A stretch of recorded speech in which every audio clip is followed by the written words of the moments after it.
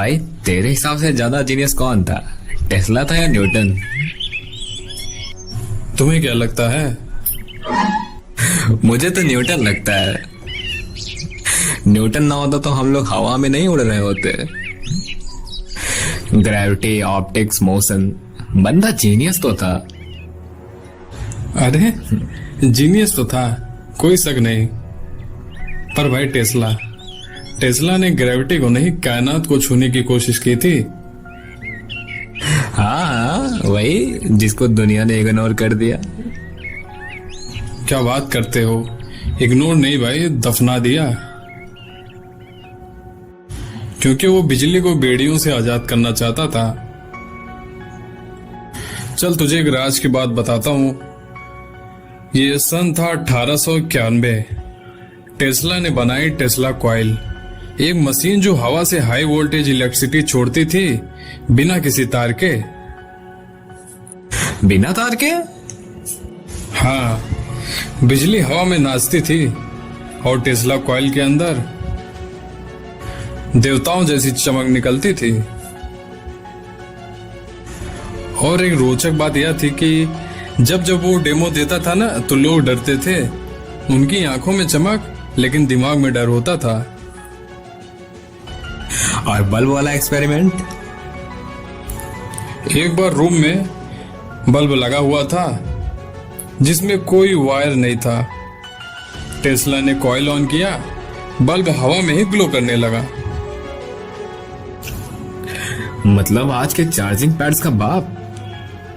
हाँ, और तुझे एक राज की बात बताता हूँ। ये बात है सन 1899 की। टेस्ला गया कोलोराडो स्प्रिंग्स, जहां उसने सबसे बड़ा एक्सपेरिमेंट किया। और उसने कहा, आज मैंने धरती की नाड़ी को छू लिया है। टेस्ला कॉइल इतना पावरफुल बना दिया कि एक दिन पूरे टाउन की बिजली गुल हो गई। मतलब उसे हम लाइटनिंग गॉड, बिजली का देवता कह सकते हैं, जिसने पूरे टाउन की बिजली गुल कर दी। वाह, सही समझे।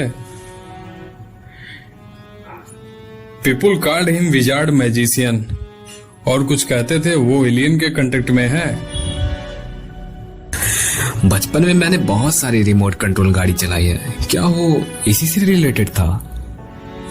हाँ, अब जाके किया ना तुमने पॉइंट वाली बात।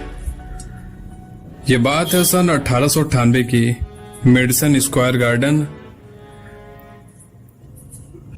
जब पूरी दुनिया खत एक जगह से दूसरी जगह पहुंचाने के लिए लगभग 1 हफ्ते, 2 हफ्ते और कभी कभार महीनों का भी सामना करना पड़ता था, उन दिनों एक ऐसी नाव बनाई जो लगभग 42 किलोमीटर की यात्रा तय कर सकती थी। और यह एक्सपेरिमेंट के तौर पर दुनिया को दिखाया। और लोगों ने यह कह दिया कि यह हाइप्नोसिस है, टेस्ला बोर्ड से बातें करता है। पर असली बात, वो दुनिया को फ्यूचर का पहला रिमोट दिखा रहा था। और सुन, एक दिन टेस्ला ने एक छोटी मशीन बनाई, मैकेनिकल ऑसिलेटर। उसने लैब में टेस्ट किया, पूरा ब्लॉक हिलने लगा, बिल्डिंग वाइब्रेटिंग करने लगी। और इस वाइब्रेशन से पुलिस आई। टेस्ला ने मशीन तोड़ी और कहा, अगर मैं चाहूं तो एम्पायर स्टेट बिल्डिंग गिरा सकता हूं। सच में? भाई ये तो लिटरली एक विलन वाली पावर है। बिल्कुल, ये तो ट्रेलर था, पिक्चर अभी बाकी है। ये बात है उन दिनों की, सन 1901। आखिरकार टेस्ला ने बनाया वार्डन क्लिफ टावर, एक टावर जो दुनिया को वायरलेस फ्री एनर्जी दे सकता था। बिजली हवा में दुनिया भर में बिना सीमा, बिना बिल। पर फंडिंग मिली जेपी मॉर्गन से। और ये वही वक्त था जब टेस्ला का सपना टूटने वाला था। जब यह बात जेपी मॉर्गन को पता चली कि टेस्ला फ्री एनर्जी देना चाहता है, तो उसने फंडिंग रोक दी और टावर अधूरा रह गया। और साथ साथ टेस्ला का सपना भी राख बनकर हवा में उड़ गया। और अंततः जिंदगी के आखिरी दिनों में टेस्ला एक चीप होटल के कमरे में रहा, सफेद कबूतर और अपनी खोई हुई डायरी के साथ। FBI ने उसके मरने के बाद कमरा सील कर दिया और टेस्ला की एक अनोखी नोटबुक जिसमें न जाने कितने आविष्कार, जिसे गायब कर दिया गया। पर भाई दुनिया ने ऐसा क्या खो दिया? एक इंसान जिसे दुनिया समझ नहीं पाई, जिसे खुद का वक्त ही धोखा दे गया। टेस्ला नाम नहीं, एक ज्वाला थी जो जली, मगर रोशनी से किसी ने खुद को जलने नहीं दिया। अब समझा, न्यूटन ने साइंस को जमीन पर लाया, टेस्ला ने उसे आकाश में उड़ा दिया।